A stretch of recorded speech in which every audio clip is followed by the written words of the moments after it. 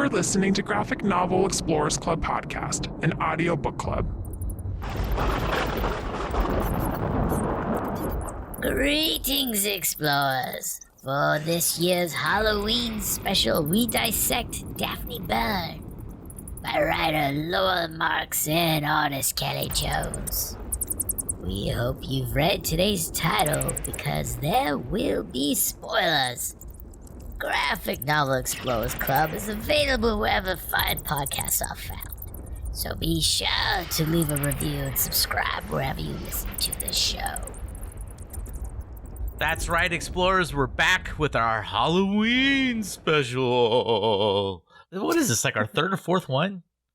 Something like that, yeah. Yeah. We started off with Halloween, and then we realized, we should do a Christmas special. And these were all born out of the fact that Dennis and I grew up in the 80s. We were kids in the 80s, and that's when, I think that was like the golden age of holiday specials.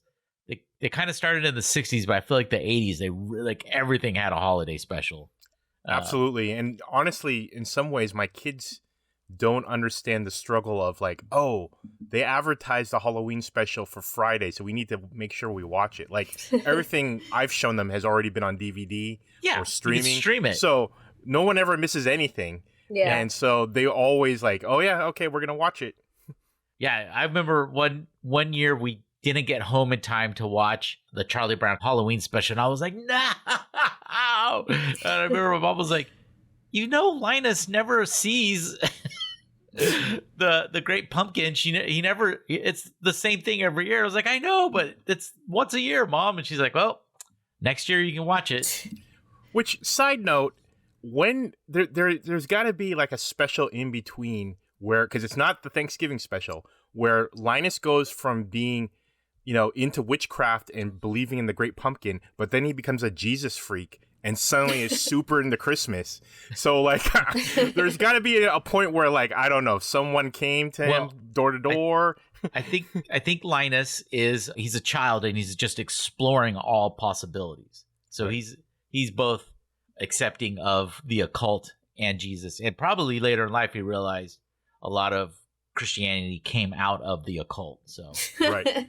But props to Linus. Yeah, props to Linus for being the OG occult expert, because that was the first time I ever heard about any kind of Great Pumpkin or anything other than candy. So I was like, oh, there's more stuff to this. Yeah. But yeah, so getting back on track here. Sorry, folks, for our little segue into my shattered childhood. Our comic book today is Daphne Byrne, written by Laura Marks. Artist is Kelley Jones, and it's published by DC Black Label. And I didn't realize that DC had shut down Vertigo and now has Black Label as sort of their adult publishing arm. So I was like, that's kind of a bummer, because I mean, Vertigo had a good run there with like the Last Man, Fables is Vertigo, right? They had all sorts of stuff, and I was like, oh, that's.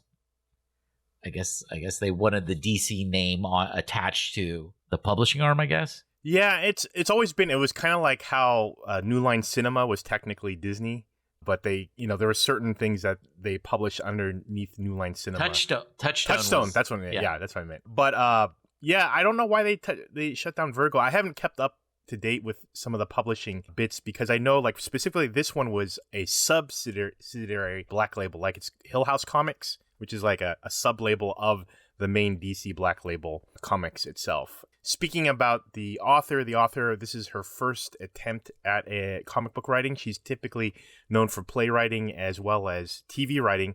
The main show I think she works on currently is The Good Fight, which is a spin-off of The Good Wife, which is definitely not a horror series in any respect. Kelley Jones, fantastic artist, known for a lot of horror comics for DC. And funny enough that you bring up how we started doing the Halloween comics, Johnny. His short miniseries, Batman Red Rain, was what I wanted to introduce to the podcast, and we still haven't covered it because we keep covering other Batman comics, so we don't want to do too many Batman comics in one season. But his Red Rain series, which is basically Batman versus Dracula, is one of my favorite comics. So they've amazing. Sort of adapted it. That sounds amazing. It also sounds like it is spooky season reading. Yeah, we should definitely cover Red Rain. It's only 4 issues. He contributed the art to several stories within Sandman too. Oh yeah, for Neil Gaiman. Swamp Thing, Yeah, all sorts of Swamp stuff. And you obviously the man is very well skilled, and he has a certain style. I don't think it would work for everything. It definitely has a more macabre look to it. So I don't think you're going to find him doing. Well, no, I stand corrected. He did do an issue of Lobo versus Roadrunner. So I was going to say he doesn't do anything lighthearted, but he did Lobo versus Roadrunner. And I doubt that's very dark. We need to check that out for the summer special. Laura and Kelley are both award winning in their genre or their fields. She's won a Penn Award for some plays that she wrote or a play she wrote. And then Kelley Jones won an Eisner for his artwork. So both very talented people.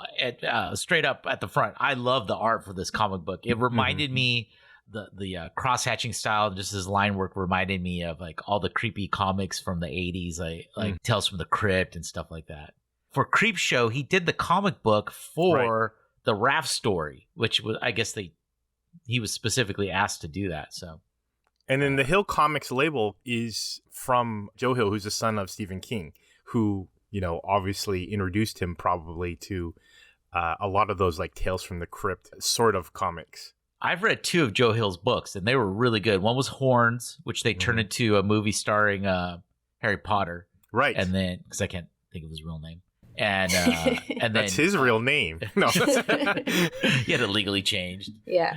And then Nosferatu, but it's like a license plate spelling about this. Like it's the hip hop Nosferatu. It's NOS4A2. Okay. It's the license plate on his. Very secure password. Actually, that would be a good password. I wonder if it is the antagonist in the story if he ever used the internet, which I seriously doubt he did. But no, the 2 books that I read from Joe Hill were really good. And I think Horns was turned into a movie, and then Nosferatu was turned into a TV series that wasn't that good. So our story takes place in the late 19th century in New York, correct? Yes. And it concerns a young woman named Daphne Byrne, the title character.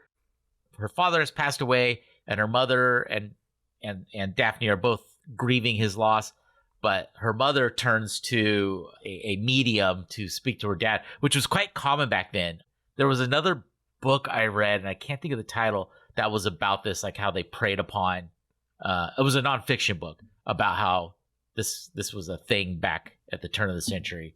Sort of this blend of like parlor tricks and getting people to believe that these mediums could talk to their family members. Yeah, and that's kind of the basis of the story, with a touch of I'd say the Omen in there.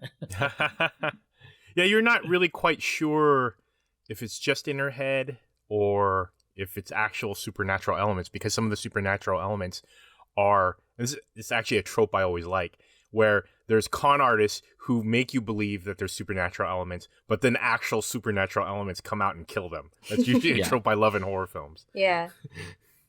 Comeuppance. Yes. Supernatural comeuppance.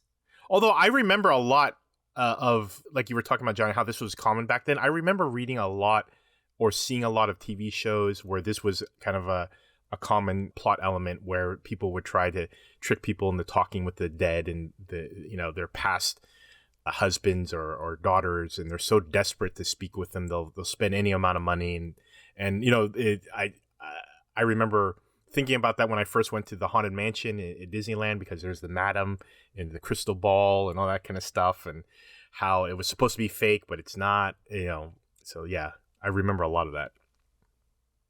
Although I do wonder, I don't know if you guys ever wonder this, whenever they do some kind of gaslight Victorian kind of story, like I never understood exactly how much, because this plays into basically the final part of the story, how the gas is actually funneled into the houses. Like, is it just like a little reserve that each house has, or is it like a main pipeline? Because it seems extremely dangerous to have all that gas, whatever type it is, to light your house if it could just be so flammable so easily. Well, I don't think that was, I think that was skipping way ahead. I think that was Daphne the devil releasing poisonous gas from hell. I don't think that was released by the medium and like the occult group. Well, I thought she just cranked killing all them. I thought it was the equivalent of like letting the gas run on a stove, and then they represented it to be, more hellish. But I wasn't sure like exactly how that worked, like in real life, how they gas power these homes, because it seems, well, I don't know. I mean, I have gas powered stoves in my own house, so I guess gas powered butt. Hey, I'm gonna make a lot of money off that. I perceived it the same as Johnny. I thought it was just like a supernatural gas, but I think you might be right. Like there was the implication that it was actually part of the household, which is a pretty cool spooky touch. And I don't actually think that it's that hard to kill people with gas in your house. Like even just with a gas stove, it's super dangerous. Yeah, I mean, I think it was a combination, to be honest, of both those. It was a practical that there was a gas valve, but then also it was like sort of like the demons like spreading the gas a little more. But they would drop absinthe or something like that. Well, into the mom's tea to get her to like trip and knock out and pass out. Something like that. It was some sort of tincture. Well, they chloroformed her at one point.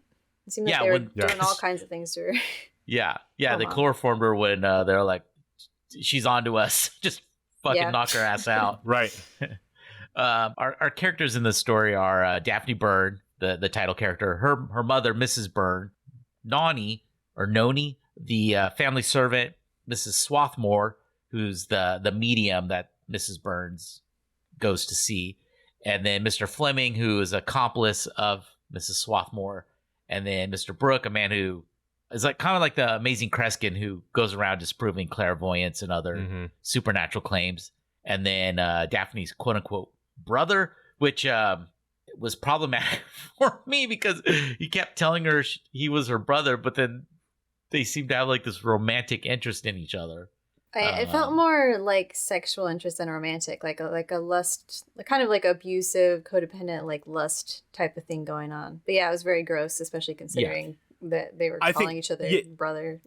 Exactly. I think that just added to this layer of like almost, I don't know, Clive Barker, Cthulhu kind of horror, where it's this like forbidden lust and this grotesque.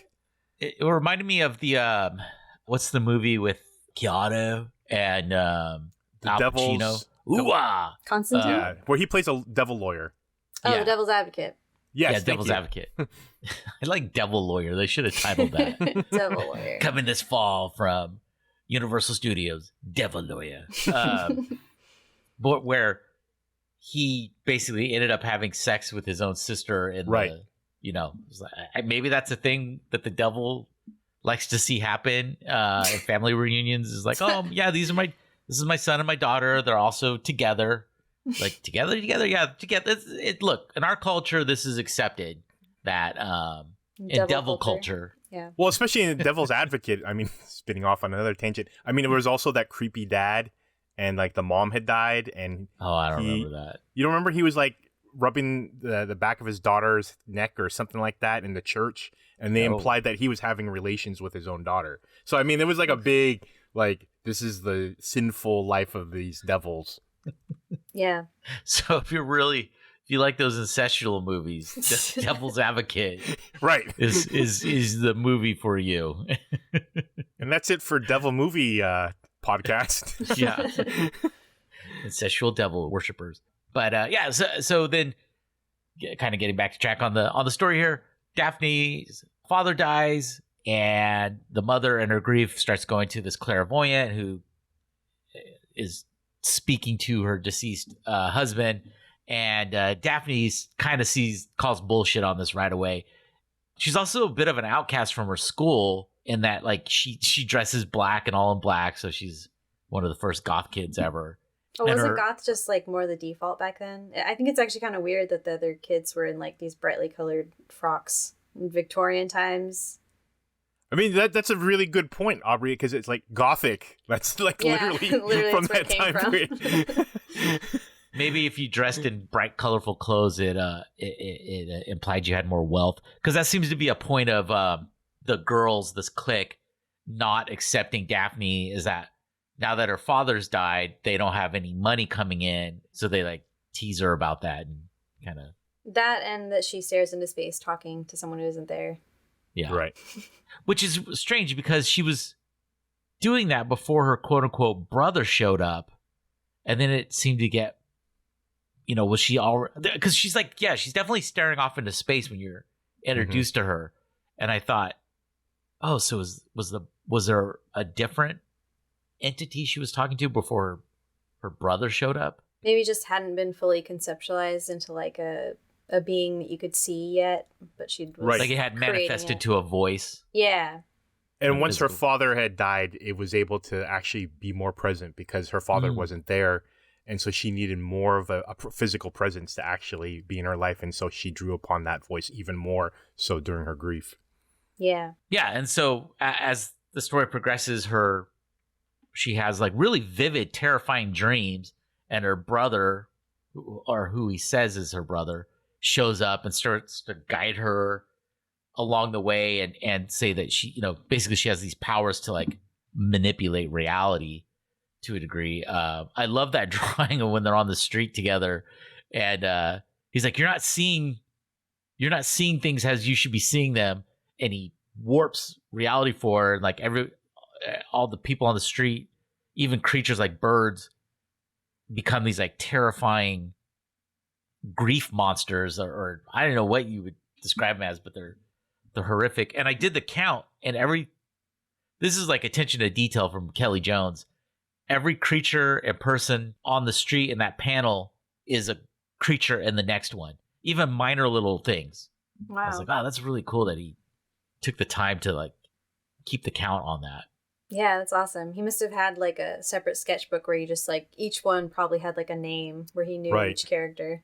Speaking of his art, again, I loved some of the subtle touches and details on every panel. I mean, I think the comic opens with her doing some sort of, I don't know, craft, and it's actually a skull that's formed, the picture of a skull through the cutouts that she's working with that.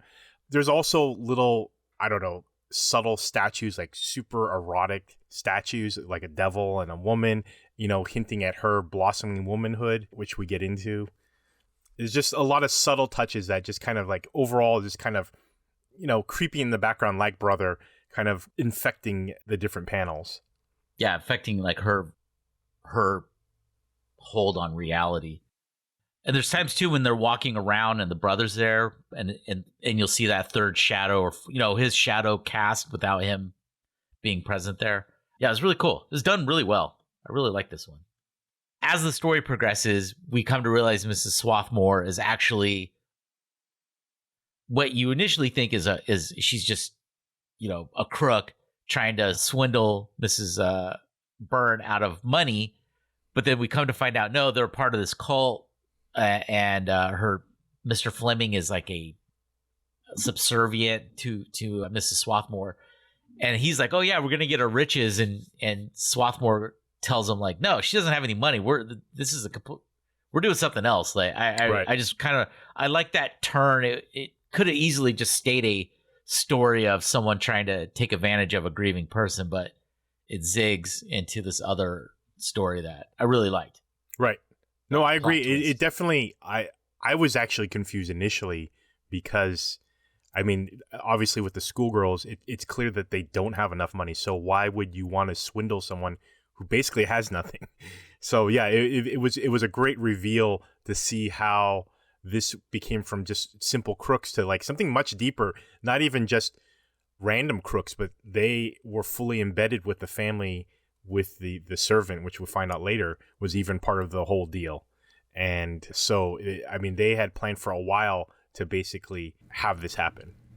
Yeah, there's a lot of great clues to that, so that if you were thinking like, oh, they're taking advantage of her money, then there's this information that you can pick up on where you see that's not what they're doing. So you as the reader are wondering what is going on, which really builds the suspense for the whole story.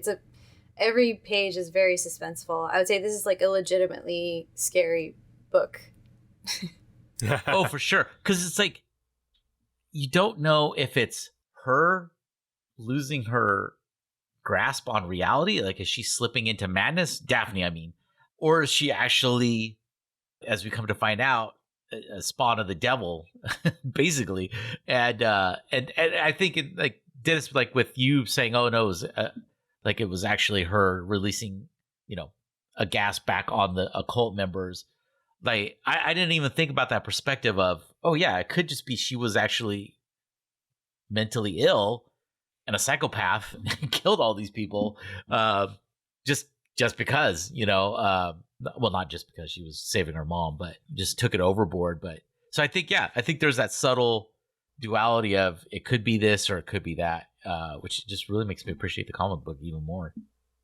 Yeah, well, even the brother comes to question it near the end. Like, how much of that was an act? Because she said it very convincingly, where she had pretended to be possessed and said all these things, and how much of it was an act and how much of it was really who she is, supposedly a devil spawn. And like you said, Johnny, going back to the devil's advocate, technically Keanu and his sister are spawns of the devil, so maybe this is the son of the devil and then she's the daughter of the devil, or a devil. So at one point there's a girl, this is towards the end of the story, when Daphne and her mom are both trapped in this occult house. And there's a girl, Sally, there, who's like sort of starts talking to Daphne and I don't know, maybe not necessarily trying to help her, but sort of quickly has like she's like a peer. Mm-hmm. Yeah, but like they're kind of like bonding because of their age. Mm-hmm. Was that one of the girls from the class? No, not that I recognize. No. Okay, I had to question that as well, though. Yeah, me too. But I definitely didn't see it as bonding. I saw it as an extra creepy element because the girl, what was her name, Sally? Yeah, Sally. She was making these like very disconnected observations about like this like torturous experience that Daphne was going through. Just like, it probably would hurt to get your eyes cut out. One time my eye hurt. Right. Oh yeah, the splinter. They get this. She got a splinter in her eye. Yeah. Yeah, near that end, it definitely had a like feel to it where people are like naked and there's a lot of mix of sex and torture and calling a god and everything like that. Yeah, very culty. Very Eyes Wide Shut. Yes. 19th century Eyes Wide Shut. But I mean, yeah, it's sort of a straightforward story. I wouldn't say simple necessary, but pretty straightforward story. Definitely scary. I'm really glad we read this for the listener. We had picked out a different book called The Man Who Came Down the Attic Stairs, thinking that it was going to be more. I thought it was going to be more along the lines of this, where someone's possessed, maybe the devil's involved, or it's a devil spawn, and this occult's trying to bring the end of the earth around because through this the devil being reborn in a baby. But then we started reading it and realized, oh no, this is a story about postpartum depression, and a spoiler if you haven't read the book. It's definitely worth reading. It's beautifully illustrated. It's a really good story. I just spoiled it for you though.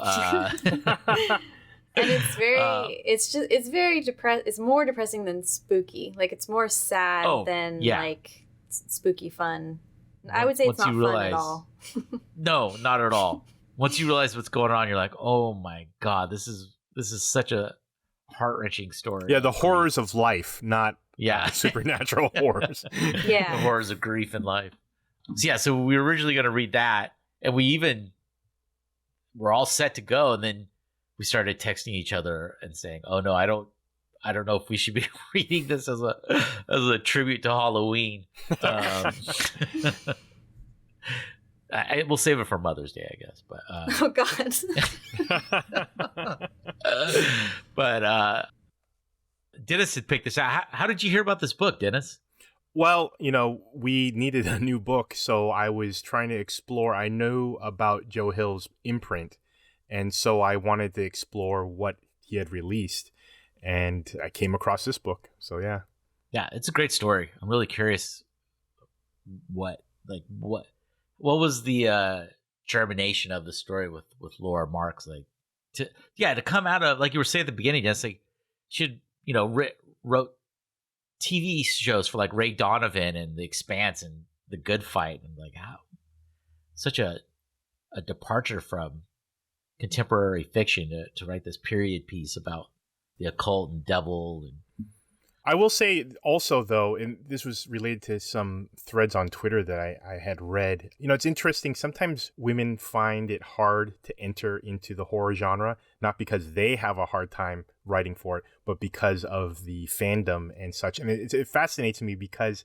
why should they have trouble? I mean, Frankenstein was written by a woman. So, some of the OG horror stories are written by women. So there's no reason why women can't write about horror at all. But it's fascinating to me. Sometimes there's that gatekeeping within the fandom.